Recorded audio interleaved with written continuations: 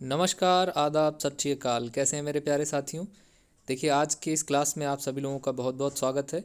साथियों, आज की इस क्लास में हम लोग डिस्कस करने जा रहे हैं हाइड्रोकार्बन और उसके व्युत्पन्न, यानी hydrocarbon hydrocarbon hydrocarbon and it's derivatives का मतलब होता है व्युत्पन्न। देखिए, सबसे पहले आपको हाइड्रोकार्बन क्या होता है ये जानना ज़रूरी है, उसके बाद उसके व्युत्पन्न क्या होते हैं।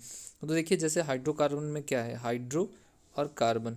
तो ऐसा कोई कंपाउंड जिसमें केवल क्या हो, हाइड्रोजन एंड कंपाउंड हो, यानी हाइड्रोजन एंड कार्बन हो, सॉरी, तो उसको हम लोग क्या बोलेंगे, हाइड्रोकार्बन बोलेंगे। क्या ये बात आपको समझ में आती है? चलिए, वेरी गुड। तो अगर हाइड्रोजन और कार्बन है, ओनली हाइड्रोजन और कार्बन है, तो उसको हम लोग हाइड्रोकार्बन बोलते हैं। लेकिन अगर सर हाइड्रोजन और कार्बन के अलावा कुछ आ गया, तो इन दोनों के बीच में अगर कोई तीसरा पर्सन आ गया, यानी हाइड्रोजन कार्बन के अलावा मान लीजिए ऑक्सीजन आ गया, नाइट्रोजन आ गया, फ्लोरीन क्लोरीन ब्रोमीन, इनमें से कोई आ गया या कोई भी आ गया, हाइड्रोजन और कार्बन के अलावा अगर कोई भी इनके बीच में आ जाता है, तो उसको हम लोग क्या बोलेंगे, हाइड्रोकार्बन के व्युत्पन्न बोलेंगे। और आज की इस क्लास में हम लोग हाइड्रोकार्बन और उसके व्युत्पन्नों का नामकरण सीखेंगे। तो नामकरण सीखने से पहले आपको हम बता दें कि नामकरण का जो तरीका था, यानी नॉमेनक्लेचर का जो तरीका था, वो दो था। कैसे? अब आपके घर में अगर मान लीजिए कोई छोटा बच्चा है, तो आप लोग उसको चिंकू पिंकू है ना बुलाते हो, या गुड्डू चुटकी कालिया बुलाते हो, इस तरह से, या उपनाम आप रख देते हो। तो अगर मान लिया हम लोग नाम रख रहे हैं किसी का, तो नाम रखने का दो तरीका था। एक तो हम लोग कॉमन नेम जो घर में बुलाते हैं भाई, है ना, कोई भी छोटा बच्चा है तो उसको हम लोग जैसे बुलाते हैं वैसे बुलाते हैं। लेकिन क्या स्कूल में जाते हैं तो क्या वही नाम उसका रखवा देते हैं? तो हम लोग स्कूल में जाते हैं तो एक अच्छा सा दूसरा जो हम लोग नहीं बुलाते हैं कॉमनली, तो हम लोग वैसा नाम रखते हैं, ताकि उसकी एक अच्छी पहचान बन सके और दुनिया वाले उसको उसी नाम से पहचान सकें। तो हम लोग जो स्कूल में नाम रखते हैं वो हमारा स्पेशल नाम होता है, और उस नाम से पूरी दुनिया उसको पहचानती है। तो यहाँ पर जो कंपाउंड्स का नाम है तो कॉमन नेम है, और जो दुनिया पहचाने जिस नाम से, उसको बोलते हैं IUPAC नॉमेनक्लेचर, या IUPAC, हाँ, नाम रखने का तरीका। ठीक है। तो IUPAC सिस्टम क्या है, international for pure and applied chemistry है। तो अभी हम लोग आगे डिस्कस करेंगे IUPAC के बारे में। फिलहाल जो कॉमन कॉमन सी चीज़ है, जैसे कॉमन नाम रखने का क्या बेस है, तो भाई देखिए, जो साधारण नाम रखने का तरीका है, कॉमन नाम रखने का तरीका है, तो कैसे आप लोग रखते हैं कॉमन नाम, जैसा वो दिखता हो या जैसे जहाँ से वो प्राप्त हुआ हो। तो इसको हम लोग दो तरीके से लिख सकते हैं। एक तो सोर्स के बेस पे कि कैसा उसका सोर्स रहा है, तो सोर्स के बिहाफ पर हम लोग उसका कॉमन नाम रख देते हैं। और दूसरा, उसके अंदर जैसी प्रॉपर्टीज़ होती है ना, प्रॉपर्टीज़ के बेस पर आप लोग अक्सर बहुत लोगों का उनके प्रॉपर्टीज़ के बेस पर बहुत नाम रखते हैं। तो जैसी वो प्रॉपर्टीज़ रखते हैं उसके बेस पर कॉमन नाम रखा जाता है। प्रॉपर्टीज़ का मतलब, जैसे एसिटिक एसिड है, आप मान लीजिए CH3COOH है या डबल ओ है, तो एसिटिक एसिड है। तो ये एसिटिक एसिड जो एसिटम होता है, एसिटम मतलब सिरका, तो सिरके में ये पाया जाता है, इसीलिए एसिटम से इसका नाम एसिटिक एसिड पड़ गया। ऐसे आप लोग HCOOH, जिसको आप लोग क्या बोलते हो, मेथेनोइक एसिड बोलते हो। तो मेथेनोइक एसिड जो है वो, ये इसका जो मेथेनोइक एसिड है, ये तो हम IUPAC नाम बता रहे हैं, लेकिन इसका नाम फॉर्मिक एसिड है। क्या नाम है इसका? इसका फॉर्मिक एसिड नाम है। तो अब फॉर्मिक एसिड जो मिला ना, वो कहाँ से मिला? इसका सोर्स जो था वो थी चींटी, जो काली वाली चींटी होती है ना, रेड एंट जो होती हैं, ये रेड एंट में क्या होता है, फॉर्मिक एसिड होता है, और रेड एंट का नाम था फॉर्मिका। तो फॉर्मिका नाम की चींटी से ही मिल रहा था, तो फॉर्मिका नाम के नाम पे इसका नाम फॉर्मिक एसिड रख दिया गया। तो दो तरीके थे। आप हमारी क्लास में बने रहिएगा, हम आपको बहुत अच्छे तरीके से सारे नाम बताएंगे, किस तरह से आप लिख सकते हैं, किस तरह से आप समझ सकते हैं। ठीक है। तो बेसिकली नॉमेनक्लेचर का कितना तरीका हो गया? दो तरीका, एक कॉमन नेम और एक IUPAC नाम। तो कॉमन नेम के बिहाफ पर हम लोगों ने देखा कि कॉमन नेम किसके आधार पे था। तो कॉमन नेम दो तरीके पे डिपेंड करता था, एक तो सोर्स और दूसरी प्रॉपर्टी। ठीक है। अब जो IUPAC नॉमेनक्लेचर है वो सिस्टमेटिक सिस्टम है, और उसमें भी हम लोग सारी चीज़ें एक एक करके समझेंगे। सबसे पहले देखिए, हाइड्रोकार्बन और उसके व्युत्पन्न, यानी हाइड्रोकार्बन एंड इट्स डेरिवेटिव्स को हम लोग देखेंगे। देखिए, हाइड्रोकार्बन जो होते हैं वो बेसिकली दो टाइप के होते हैं। कौन कौन से? एक तो आपके होंगे एलिफेटिक, एक कौन से होंगे, एक होंगे आपके एलिफेटिक, और दूसरा कौन सा होगा, एरोमेटिक। तो एलिफेटिक हाइड्रोकार्बन और एरोमेटिक हाइड्रोकार्बन। ठीक है। बेसिकली एलिफेटिक हाइड्रोकार्बन में हम लोग तीन बातें यहाँ डिस्कस करेंगे। एक तो एल्केन के बारे में, दूसरा एल्कीन के बारे में, और तीसरा एल्काइन के बारे में। अभी हम एक एक करके आपको डिस्कशन में लेके आएंगे। एल्केन वो होता है एल्केन वो होता है एल्केन वो होता है जिसमें कार्बन से कार्बन के बीच में सिंगल बॉन्ड होता है। एल्कीन वो जिसमें कार्बन से कार्बन के बीच डबल बॉन्ड, और एल्काइन वो जिसमें कार्बन से कार्बन के बीच में ट्रिपल बॉन्ड होता है। ध्यान रहे यहाँ पर हम लोग कार्बन टू कार्बन ही लेंगे। इसके अलावा हम लोग एरोमेटिक में डिस्कस करेंगे बेंजीन और टॉलुइन के बारे में, ठीक है। तो ये सब चीज़ें हम लोग आज डिस्कस करने वाले हैं, इसीलिए सारी क्लास में आप लोग बहुत ही ध्यान से समझते चलिएगा। चलिए भाई, अब थोड़ा सा आगे बढ़ते हैं। अब देखिए, जब भी कभी हम लोग इन सब में से एक हाइड्रोजन हटाएंगे, मान लो एल्केन में से एक हाइड्रोजन हटा रहे हैं तब क्या होगा, एल्कीन में से एक हाइड्रोजन हटा रहे हैं तब क्या होगा, एल्काइन में से एक हटा रहे हैं तब क्या होगा, बेंजीन में से हटा रहे हैं, टॉलुइन में से हटा रहे हैं। तो पहले सबसे देख लीजिए कि अगर एक हाइड्रोजन हटाते हैं तो वो सब क्या होते हैं, उनका नाम चेंज हो जाता है। कैसे नाम चेंज हो जाता है, देखिए फटाफट से आप लोग। जैसे मान लीजिए यहाँ पर हम लोगों ने एल्केन में से एक हाइड्रोजन हटाया, क्या किया हम लोगों ने, एल्केन में से एक हाइड्रोजन हटा दिया, तो वो बन जाएगा एल्किल। क्या बनेगा, एल्केन में से एक हाइड्रोजन हटाया तो बनेगा एल्किल। जैसे अगर यहाँ पर मेथेन है, CH4 का मतलब मेथेन, ठीक है। तो अगर मेथेन है तो वो क्या बन जाएगा, मेथिल, जिसको Me से भी हम लोग लिखेंगे।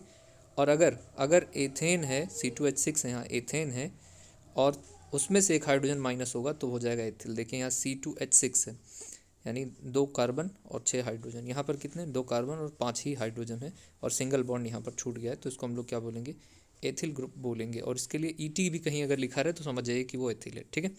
चलिए भाई, फटाफट से आगे चलते हैं और आगे की बातें करते हैं। नेक्स्ट अपने स्लाइड पे चलते हैं। देखिए, अब एक बात ये भी है कि आप जो हाइड्रोजन हटा रहे हैं वो कहाँ से हटा रहे हैं, इस बात पे भी डिपेंड करता है। जैसे मान लीजिए एक कार्बन हमारा जितने कार्बन से घिरा हुआ है उसको हम लोग उसके हिसाब से देखते हैं, ये भी कार्बन है, ये भी कार्बन है, ये भी कार्बन, ठीक है। तो चलिए, अब हम लोग यहाँ देखते हैं कि हमारे पास ये कार्बन, करेक्ट। देखिए साहब, एक कार्बन, सिर्फ एक कार्बन से घिरा हुआ, तो ये वाला कार्बन 1 डिग्री कार्बन कहलाएगा, ठीक है। अब ये वाला जो कार्बन है महाराज, ये 2 तरफ से घिरे हुए हैं, तो इसीलिए 2 डिग्री कार्बन कहलाएगा। ये वाला कार्बन आप देखिए तो ये कार्बन, ये कार्बन, ये कार्बन, ये वाला कार्बन 3 तरफ से घिरा है, इसीलिए 3 डिग्री कार्बन। और इन कार्बन की बात करिए तो ये 1 कार्बन, 2 कार्बन, 3 कार्बन और 4 कार्बन से घिरे हुए हैं, तो इसीलिए 4 डिग्री कार्बन कहलाएंगे, ठीक है। अब इसका नाम भी है, कैसे नाम है, तो देखिए, अगर 1 डिग्री कार्बन है तो उसको हम लोग प्राइमरी बोलते हैं, ठीक है। अगर 2 डिग्री है तो उसको सेकेंडरी बोलते हैं, अगर 3 डिग्री है तो टर्शरी बोलते हैं, और अगर 4 डिग्री है तो क्वाटरशरी, या फिर इसको हम लोग नियो कार्बन बोलेंगे, ठीक है। चलो, इस बात को आप लोग समझ लीजिएगा, फिर हम लोग फटाफट से आगे बढ़ते हैं। तो अब यहाँ पर आपको देखने लायक क्या बात है, देखने लायक बात ये है कि यहाँ पर जो हम लोग निकाल रहे हैं हाइड्रोजन, वो कहाँ से निकाल रहे हैं। जैसे मान लीजिए प्रोपेन है, 1 2 3, 3 कार्बन है तो मतलब प्रोपेन है। तो प्रोपेन के अगर 1 डिग्री से निकाल रहे हैं तो वो तो प्रोपिल बनेगा, लेकिन इसको हम लोग बोलेंगे 1 डिग्री प्रोपिल, ठीक है। चलिए, अगर 2 डिग्री से निकालेंगे तो उसको 2 डिग्री बोलेंगे। तो यहाँ 2 डिग्री से निकालने का आप लोग देखिए, हम लोग यहाँ पर 2 डिग्री से निकाल रहे हैं, और निकालने के बाद इसको हम लोग देखेंगे कि यहाँ से एक कार्बन से जब 2 CH3 जुड़ा रहता है, एक कार्बन से जब 2 CH3 जुड़ा रहता है तो उसको हम लोग क्या बोलते हैं, उसको हम लोग बोलते हैं आइसो, ठीक है। इसके पहले की क्लास में आप लोगों ने देखा है, अगर नहीं देखा है तो उसको आप लोग जाके देख लीजिए, ठीक है। या नहीं भी देखा है तो आप लोग इसमें समझ लीजिए कि ऐसा होता है, ठीक है, कि अगर एक कार्बन से क्या है, एक कार्बन से अगर 2 CH3 ग्रुप जुड़ा हुआ है तो उसको हम लोग बोलते हैं आइसो, ठीक है। अब आइसो, तो ये क्या हो जाएगा, आइसोप्रोपिल। हम लोग निकाल कहाँ से रहे हैं भाई, देखिए एक हाइड्रोजन इसके साथ में रहेगा तभी ये बैलेंस होगा। ज़रा इसको समझते हुए चलिएगा, इसको देखिए आप ध्यान से, इसको समझ जाएंगे आप लोग, इसमें कोई बहुत बड़ा रॉकेट साइंस नहीं है। कहाँ गया, ये रहा 2 डिग्री। और हम लोग देखिए यहाँ 2 डिग्री मतलब इस कार्बन से हम लोग निकाल रहे हैं, ऐसे कार्बन से निकाल रहे हैं जो 2 डिग्री है। ये वाला कार्बन कैसा है, 2 डिग्री कार्बन ही तो है। तो अगर 2 डिग्री कार्बन है, चूँकि ये 2 कार्बन से घिरा है, तो इसीलिए यहाँ से निकलेगा, तो ये बनेगा कैसा, ये गलत लिखा है, इसको 2 डिग्री कर लीजिएगा, 2 डिग्री प्रोपिल होगा, ये 2 डिग्री प्रोपिल होगा, या इसको हम लोग आइसोप्रोपिल बोलेंगे, ठीक है। 2 डिग्री प्रोपिल या फिर आइसोप्रोपिल बोलेंगे, इसको बात समझ में आती है। चलिए, वेरी गुड। इसी तरीके से अगर हम लोग ब्यूटिल का देखेंगे तो ब्यूटिल वाले में भी क्या करेंगे, अगर 1 डिग्री से निकला है तो उसको नॉर्मल ब्यूटिल बोलेंगे या 1 डिग्री ब्यूटिल बोलेंगे। अगर 2 डिग्री से निकला है, जैसे मान लो इस कार्बन से निकला है या इस कार्बन से हाइड्रोजन निकला है, तो इसको हम लोग 2 डिग्री ब्यूटिल बोलेंगे, ठीक है। इतनी बात समझ में आ रही है। चलिए, बहुत बढ़िया, शाबाश, आप लोगों ने इतना समझ लिया। अब फटाफट से हम लोग आगे चलते हैं। और अब इसी तरीके से आइसोब्यूटेन है, अगर आइसोब्यूटेन है तो आइसोब्यूटिल हो जाएगा, या 1 डिग्री है तो जहाँ जितने डिग्री से आप निकालेंगे उसी डिग्री के हिसाब से नाम उसका हो जाता है। अब नियोपेंटेन है, मान लो ये 5 कार्बन है, पाँचों कार्बन की वजह से इसमें पेंट आता है, और यहाँ पर नियो हम लोग नाम इसलिए दिए थे क्योंकि 4 डिग्री कार्बन है, तो उसको हम लोग नियोपेंटीन, या इसको अब यहाँ से एक हाइड्रोजन कहीं से भी निकल जाएगा, चाहे जिधर से आप यहाँ से निकाल दीजिए, यहाँ से निकाल दीजिए, यहाँ से निकाल दीजिए, यहाँ से निकाल दीजिए, कहीं से भी निकाल दीजिए, तो उसको हम लोग बोलेंगे नियोपेंटिल। चलो इतनी बात समझ में आ गई है तो बहुत अच्छी बात है, और इतना बहुत ज़्यादा आपके लिए मुश्किल भी नहीं है इसको समझना।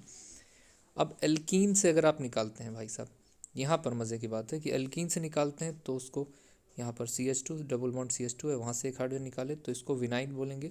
और अगर CH2 CH double bond CH और सिंगल बॉन्ड CH3 है तो इसको हम लोग एलाइल बोलेंगे। कैसे बोलेंगे देखिए, ये हम लोग इसकी स्ट्रक्चर देख लेते हैं। कार्बन है, यहाँ पर एक हाइड्रोजन है और यहाँ पर सिंगल बॉन्ड, ठीक है।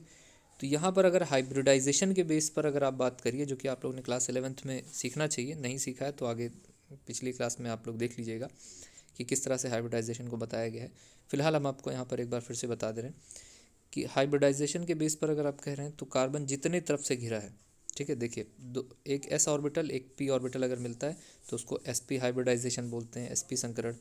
एक s 2p मिला है तो sp2, एक s 3p मिला है तो sp3, ऐसे बढ़ता जाता है sp3d, sp3d2, sp3d3, इस तरह से संकरण बढ़ता जाता है, ठीक है।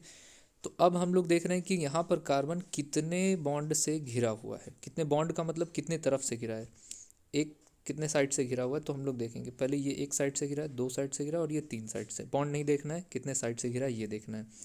तो अगर आप देख रहे हैं तो तीन तरफ से घिरा है, यानी S एक हो गया, P 2 हो गया, तो यहाँ कितना हो गया, 2 और 1 3 हो गया। तो यानी यहाँ कैसा संकरण है इस कार्बन का, sp2 संकरण है, ठीक है।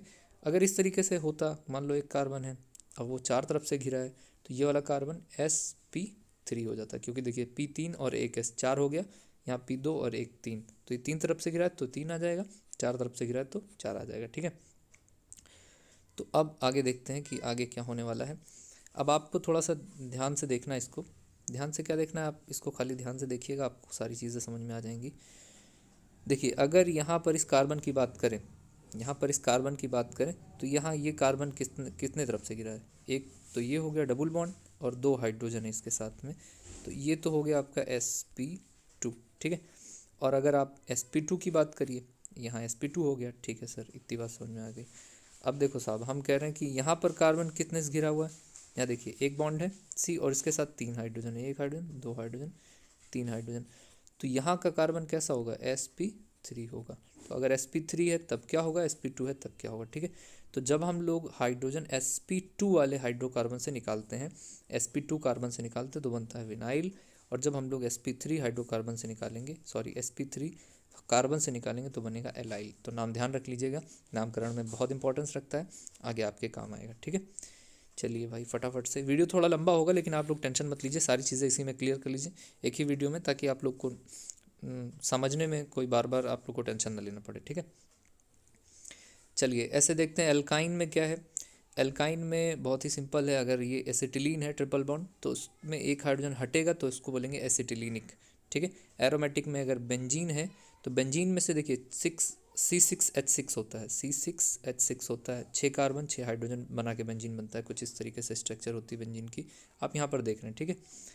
तो C6H6 है, तो C6H6 में से अगर एक हाइड्रोजन निकलेगा तो यहाँ पर क्या हो जाएगा, इस चीज़ को हम लोग बोलेंगे C6H5, या फिर इस तरह से स्ट्रक्चर दे देंगे तो इसको फेनिल या फिर एरिल बोलते हैं, ठीक है, फेनिल या फिर एरिल बोलते हैं। चलिए इसको आप एक दो बार देखोगे तो पूरी तरीके से आपको क्लियर हो जाएगा।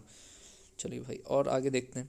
अब मान लीजिए टालुइन है, टालुइन का किस चिड़िया का नाम है, देखिए कुछ नहीं, यही बेंजीन है ना, बेंजीन में क्या था आपका, यहाँ पर ये फेनिल था सिंगल बॉन्ड, यहाँ पर अगर CH3 आके बैठ जाता है तो इसको हम लोग क्या बोलते हैं, टालुइन बोलते हैं, करेक्ट। अब टालुइन में से सर एक हाइड्रोजन निकल जाए तो क्या होगा, हमने कहा देखो भैया अगर इसमें से निकल गया तो यहाँ बचेगा CH2 डबल सिंगल बॉन्ड, तो इसको बोलेंगे बेंजाइल, ठीक है। तो नाम याद रख लीजिएगा, टालुइन से जब एक हाइड्रोजन कम होगा तो बेंजाइल बनाएगा, और नॉर्मल अगर बेंजीन से एक हाइड्रोजन कम हो रहा है तो फेनिल या फिर एरिल बनेगा। और ध्यान रहे हम लोग एरोमेटिक के लिए भी इस तरह से ही सिंबल यूज़ करते हैं AR, ठीक है, ध्यान रखिएगा। चलिए बहुत अच्छी बात है, आप लोगों ने इतनी सारी चीज़ें देख ली। अब थोड़ी सी आगे और बढ़ते हैं, यहाँ पर कुछ क्वेश्चन दिए हुए हैं कि N प्रोपिल क्लोराइड कैसे लिखेंगे, आइसोप्रोपिल ब्रोमाइड कैसे लिखेंगे, 2 डिग्री ब्यूटिल आयोडाइड कैसे लिखेंगे, तो ये सब क्वेश्चन आप लोग सॉल्व कीजिएगा, और हमने इसमें इसका आंसर भी लिख दिया है, तो आप लोग ध्यान से देख लीजिएगा, वीडियो को रोक कर देख लीजिएगा, है ना, वीडियो को पुश कर देख लीजिएगा कौन से नाम पे कौन सा है, तो आप लोग उसको क्लियर कर लीजिएगा। अगर कोई डाउट होता है तो आप लोग कमेंट करके ज़रूर बताइएगा। अब आते हैं अपने मेन टॉपिक पे, जो कि हमारा IUPAC है, that is international union of pure and applied chemistry. मतलब ऐसी बात है भाई साहब जिसको पूरी दुनिया में एक नाम से जाना जाए। बात ये थी ना कि एक ही कंपाउंड को लोग अलग अलग नाम से जानते थे। मान लो हम लोग क्या किसी चीज़ को किसी और नाम से जाना जा रहा है, पता चला जापान गए तो जापान में वो कोई और नाम से जाना जा रहा है, अमेरिका गए तो उसका नाम बदल गया, तो हम लोग बड़े परेशान हो जाएंगे ना। इसलिए ये कहा गया कि भाई साहब आप कोई एक ऐसा सिस्टम बनाओ। तो लोगों ने क्या किया कि लोगों ने सारी दुनिया के साइंटिस्ट लोगों को मिला के इकट्ठा किया। इकट्ठा करने के बाद कहा कि देखो भाई, अब जो हम सिस्टम बना रहे हैं वो पूरी दुनिया में चलेगा। कॉमन नाम से जो भी आप बुलाते हो बुलाओ, हमको फ़र्क नहीं पड़ता, लेकिन हम जो अब नाम रखेंगे उससे पूरी दुनिया में उसकी पहचान होनी चाहिए। लोगों ने कहा ठीक है भाई, एकदम इसी को डन कर देते हैं। तो ये बना। अब इसका बेसिक फार्मूला क्या निकल के आता है, जैसे हिंदी लिखा जाता है, हिंदी में क्या है कि पहले सबसे कोई मूल शब्द होता है ना। जैसे मान लीजिए हम एक शब्द लिख देते हैं प्रत्याशित। क्या लिख देते हैं? प्रत्याशित। ठीक है, तो प्रत्याशित में देखिए आगे क्या है, प्रति है। आगे क्या है? प्रति है, तो प्रति आगे आ जाएगा। फिर हम लोग क्या लिखेंगे? आशित। तो प्रतिधन आशित से ही क्या बनेगा? प्रत्याशित बनता है। अब यहाँ पर देखिएगा, आशित भी टूटता है दो शब्दों में। क्या, किस में टूटेगा? आशा में और इत में। इत है आपका प्रत्यय। ठीक है, तो आशा जो है वो आपका क्या है? मूल शब्द हो गया। आशा कैसा शब्द हो गया? मूल शब्द हो गया। आशा आपका मूल शब्द हो गया। ये हो गया आपके मूल शब्द। ठीक है, इसी में जुड़ा है इत, यानी आपका क्या जुड़ा है? सफिक्स जुड़ा है, और इसी में जुड़ा था प्रति। तो जैसे हिंदी में लिखा जाता है मूल शब्द में कुछ पीछे जोड़ेंगे कुछ आगे जोड़ेंगे, वैसे ही सेम टू सेम IUPAC में है कि मेन जो आपका होगा वो मूल या फिर वर्ड रूट जिसको बोलते हैं, वर्ड रूट या रूट वर्ड जिसको बोलेंगे, या पेरेंट वर्ड जिसको बोलेंगे, उसी के पीछे कुछ जुड़ेगा, उसी के आगे कुछ जुड़ेगा। ठीक है, तो अब हम लोग देखते हैं कि क्या होता है। ठीक है, तो आगे चलते हैं। देखिए साहब, तो प्रीफिक्स होगा आपका, वर्ड रूट होगा, वर्ड रूट के बाद यानी मूल शब्द होगा, सफिक्स होगा। ठीक है, और ये प्रीफिक्स होगा। प्रीफिक्स भी दो टाइप का होगा, सफिक्स भी दो टाइप का, प्राइमरी सेकेंडरी, प्राइमरी सेकेंडरी। ठीक है, अब एक एक करके सबको जानते हैं कि वर्ड रूट क्या होता है और प्रीफिक्स सफिक्स क्या होता है। ठीक है, बने रहिएगा लाइन से। आप बहुत देखिए, लंबा वीडियो नहीं होने वाला है, और इस चीज़ को आप एक ही वीडियो में समझ लीजिए। अगर आपको लगता है तो आप इसकी स्पीड बढ़ा सकते हैं। ठीक है, चलिए साहब हम थोड़ा जल्दी ही करते हैं, आप लोग समझदार हैं। वर्ड रूट क्या होता है? इसे मात्र श्रृंखला, या इसको हम लोग क्या कहते हैं? मेन कार्बन चेन बोलते हैं। ये मात्र श्रृंखला में उपस्थित कार्बनों की संख्या होती है, यानी it is the number of carbons in straight chain. तो स्ट्रेट चेन में क्या होता है? जो सिंगल चेन होती है उसमें नंबर ऑफ कार्बन है, और नंबर ऑफ कार्बन के बिहाफ पर हम लोग यहाँ पर नाम रखेंगे। देखिए सबसे पहले अगर एक कार्बन है, एक कार्बन तो उसको मेथ बोलते हैं। एक कार्बन तो उसके लिए क्या बोलेंगे? मेथ बोलेंगे। ठीक है, अच्छा जी, अगर एक कार्बन है तो उसके लिए मेथ बोलेंगे, दो कार्बन है तो उसके लिए एथ बोलेंगे, तीन कार्बन है तो प्रोप, चार है तो ब्यूट, पाँच है तो पेंट, छः है तो हेक्स, सात है तो hept, oct, non dec, undec, dodec, tridec, tetradec, ऐसे ही नाम इसका लेते हैं हम लोग। और तब हम लोग सॉरी, तब हम लोग इसका नाम लिखते हैं। ठीक है, चलिए फटाफट से ये चीज़ आप स्क्रीनशॉट इसका ले लीजिए और इसको ज़रूर लिखिएगा, क्योंकि आपको इसी के बिहाफ पर आगे नाम लिखना रहेगा। ठीक है, चलिए साहब आगे बढ़ते हैं। और सफिक्स जो होगा, जिसको हम लोग कहते हैं अनुलग्न, जो बाद में जुड़ता है उसको अनुलग्न बोलते हैं। ठीक है, जैसे आशा में इत जुड़ा था वैसे ही इसमें जुड़ेगा। तो होता है प्राइमरी और सेकेंडरी। देखिए प्राइमरी क्या है? कोई भी कार्बन कम से कम सिंगल बॉन्ड या डबल बॉन्ड या ट्रिपल बॉन्ड से तो जुड़ा ही रहेगा। अब सिंगल बॉन्ड से जुड़ता है तो वहाँ पर आएगा एन, और डबल बॉन्ड से जुड़ता है तो वहाँ पर इन, और ट्रिपल बॉन्ड से जुड़ता है तो आइन आता है। ठीक है, एन इन आइन, आप देख पा रहे हैं। तो इस तरह से जो प्राइमरी सफिक्स है उसमें कम से कम सिंगल बॉन्ड, डबल बॉन्ड या ट्रिपल बॉन्ड होगा, जिसको हम लोग प्राइमरी सफिक्स बोलेंगे। यहाँ पर एन इन आइन से लिखा है। अब सेकेंडरी सफिक्स जो होता है वो सेकेंडरी सफिक्स डिपेंड करता है कि आपका फंक्शनल ग्रुप कैसा है। फंक्शनल ग्रुप, अब फंक्शनल ग्रुप किसको कहेंगे, या क्रियात्मक समूह हिंदी में जिसे बोलते हैं, किसको कहते हैं? तो फंक्शनल ग्रुप उसको बोलते हैं जिसके वजह से जो हाइड्रोकार्बन की प्रॉपर्टीज़ है वो चेंज हो जाए।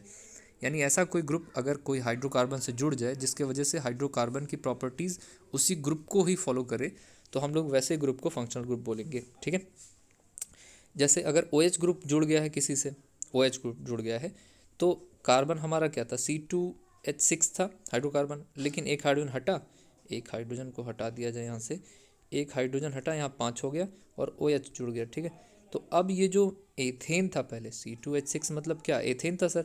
हमने कहा अभी ये एथेन नहीं रहा भाई, ये एथिल एल्कोहल बन गया है, और ये एक स्पेसिफिक इसकी प्रॉपर्टीज़ होगी, इसकी स्पेसिफिक क्वालिटी होगी। तो ऐसा कोई ग्रुप जिसके वजह से हाइड्रोकार्बन की प्रॉपर्टीज चेंज हो जाए, या उसी ग्रुप का ही शो हो, उसी ग्रुप की प्रॉपर्टी शो हो, तो उसको हम लोग क्या बोलेंगे, फंक्शनल ग्रुप बोलेंगे। देखो इसी की वजह से पूरा फंक्शन होगा, ठीक है।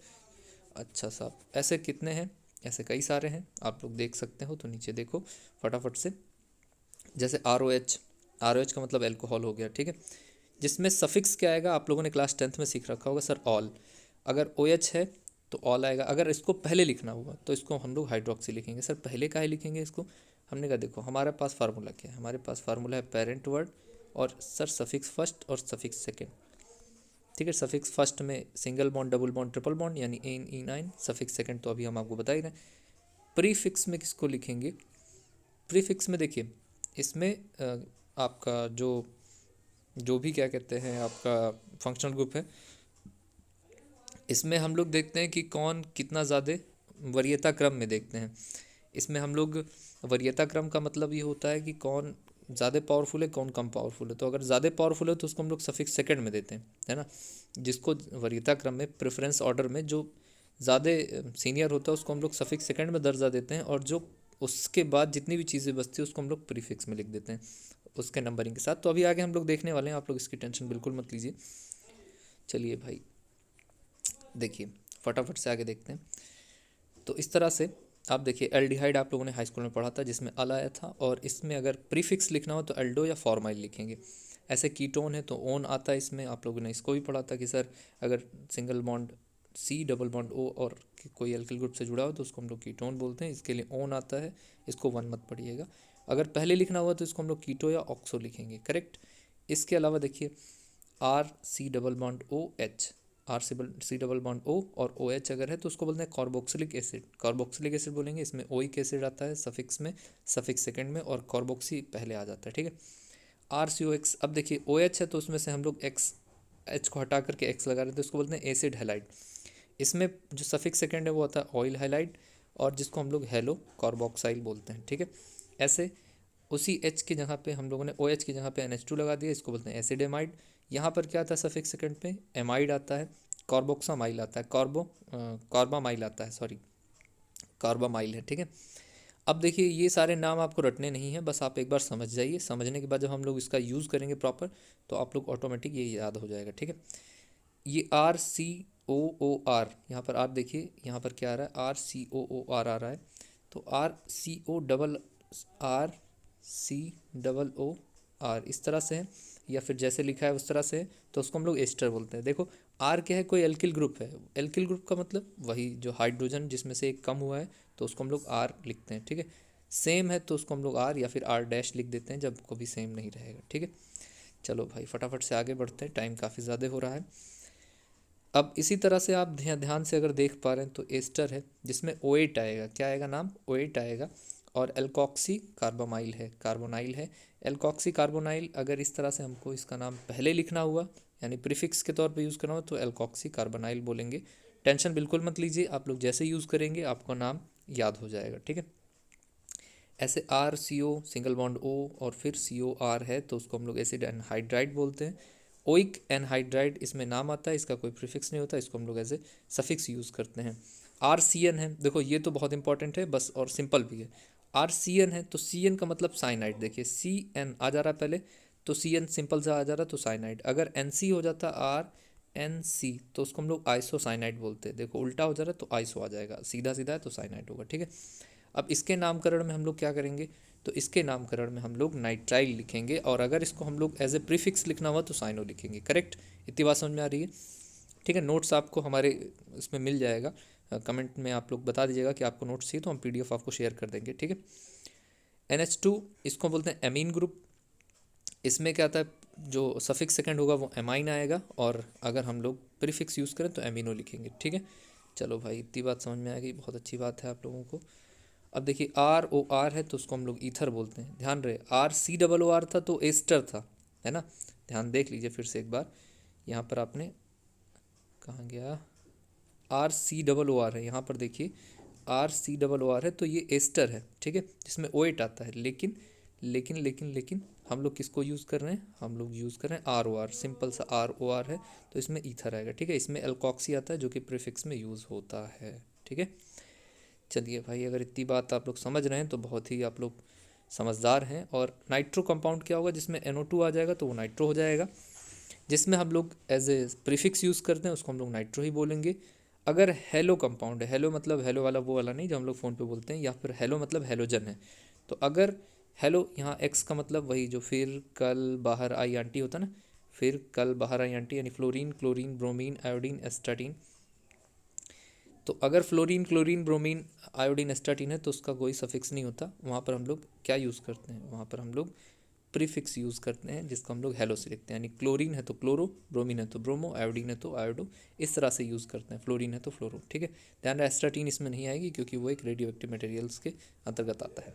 चलिए ठीक है, वेरी गुड, समझदार हैं आप लोग। देखिए यहाँ से आपका 2 नंबर पक्का हो जाएगा अगर आप लोग क्लास 11th में है। क्लास 12th में है तो आपको यहाँ 2 से 4 नंबर मिल सकता है, क्योंकि यहाँ का जो यहाँ की हेल्प लेके आप वहाँ का नाम करेक्ट कर सकते हैं।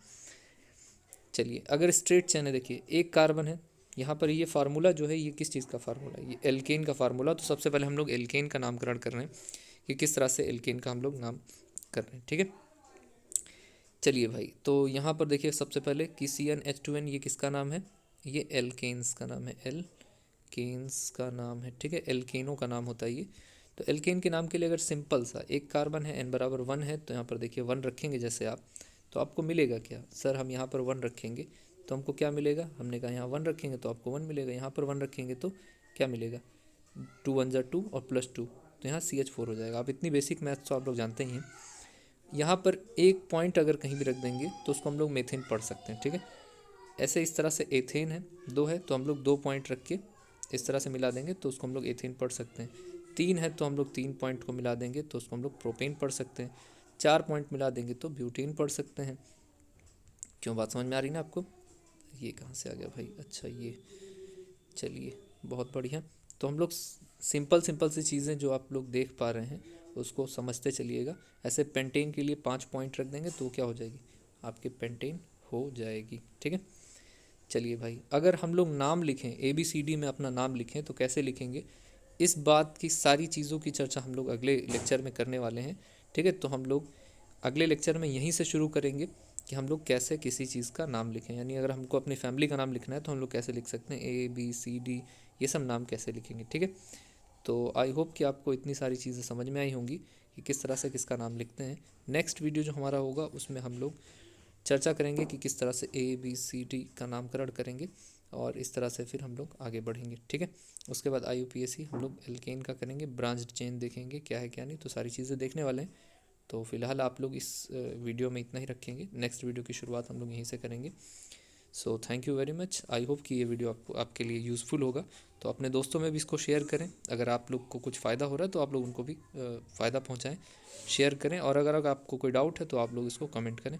Okay, thank you very much, I hope to see you in next video, thank you very much.